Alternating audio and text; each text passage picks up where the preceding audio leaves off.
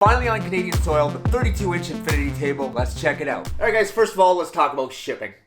Right? You buy something new, there's always that worry that, somebody in a warehouse that really didn't care about their job just kind of kicked it around or whatever. This is one of the corner pieces that this thing came in, and it's like 4 inches thick. I mean, it's also double boxed, so as far as like getting it to you safely, I think they did a good job. Good job. So now, let's talk hardware. I mean, essentially it's a giant tablet with 2 metal legs that click in pretty easily. I mean, as far as setup goes, this thing was a breeze. Now, they advertise it as being portable, but I mean, it's 45 pounds. As far as that goes, I don't know, I guess. I mean, the legs click off pretty easy. It's just 2 buttons on either side. Yeah, I guess it is portable, but I suggest lifting with your legs, not with your back. This comes with 2 USB slots, a mini SD card slot, and a pretty weak power button. And I say that because it's like most electronics, when you push it, like your phone or even anything, usually when you turn something on, there's some kind of tactile feedback. With this, it's literally like a mush. Like, you don't even know the thing's turned on until, you see the little infinity symbol come up. So, I don't know, I just kind of wish, they had made it more of a clicky button. I don't know why that bugs me, but it does. Take it for what it's worth. But yeah, overall build quality, I mean, it's got the metal bevel edges. The touchscreen is pretty good. From game to game, there are some games where it's not as good. You got to be a little more precise with where you push. But I mean, I guess that's just a learning curve, maybe. It could also be something that they fix with future software updates. Speaking of software, the layout is pretty simple. On the left, you got the games that you've downloaded. In the middle is the store. And then on the right are just kind of like advertisements for, new games and everything like that. And your top right is basically your options menu. You do your background, you can pick your emoji character or whatever the hell you want to call that. Your Wi-Fi connection, and then your friends list. Now, this is like the worst part of this table. Honestly, this was the biggest reason that I bought this table, is that you could connect to other people. It's actually the reason why I convinced 2 of my buddies to buy tables. But I mean, we added each other, but there's no indication on whether they're online or not. I mean, it's just kind of, I don't know, you gotta click and hope. I mean, that's fine for people that you know, but I mean, as far as like building up a friends list like you do on Xbox or any other multiplayer game, I just don't see it happening unless they change that. The other issue with that too is this being Wi-Fi drops off. Dominating my buddy in Monopoly. Like, I was killing it. And then, it just froze. Now, what we didn't know at the time is that all you gotta do is go out of the game, go back in, and then go to your save menu, and your game should be there, which it has been every time I've tried it. I guess that was kind of their workaround with that, but I understand why they did Wi-Fi. But I mean, would it have been that hard to put a connection for a hard wire? I don't know. And you can rotate your display, which basically just changes the screen to look the other way, which is actually kind of a convenient thing to see. Then you got your settings, and I mean, there's tons of storage on this. I got tons of games on this, and I'm at like maybe 30%. That being said, I have noticed a few glitches. I have had it freeze up on me a couple times, but not that much to be really that much of a concern. Arcade1Up basically says just, power cycle your table, and then things are fine. And usually they are. A buddy of mine did buy this table under my advice, and yeah, he kind of got a defective unit, and Arcade1Up basically told him, like, not our problem. Go talk to the ones you bought it from.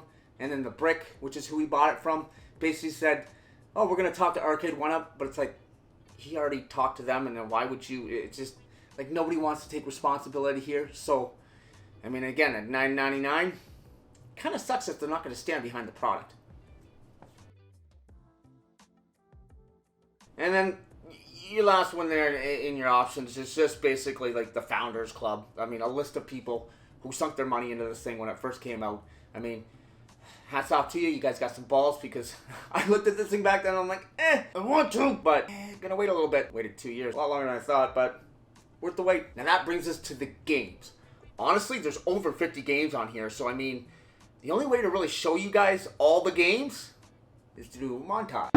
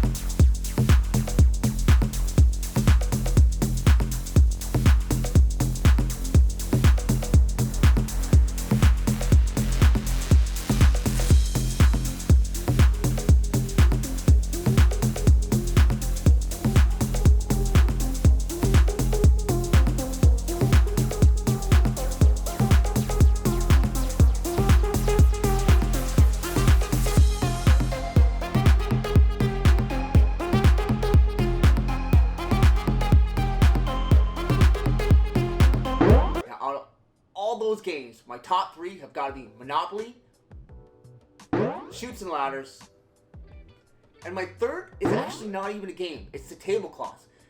I don't know, it's just kind of cool. It's like animated wallpaper that you just put on, so when you're chilling down in your man cave, you got that on. So all in all, I mean, would I buy this table again?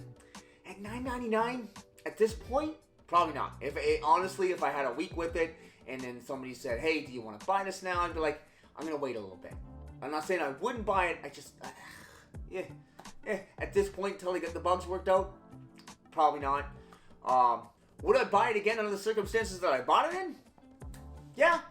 I don't know, it's like Disneyland, you know what I mean? You work it up so much in your head, and then you get there and you're like, everything's a lineup.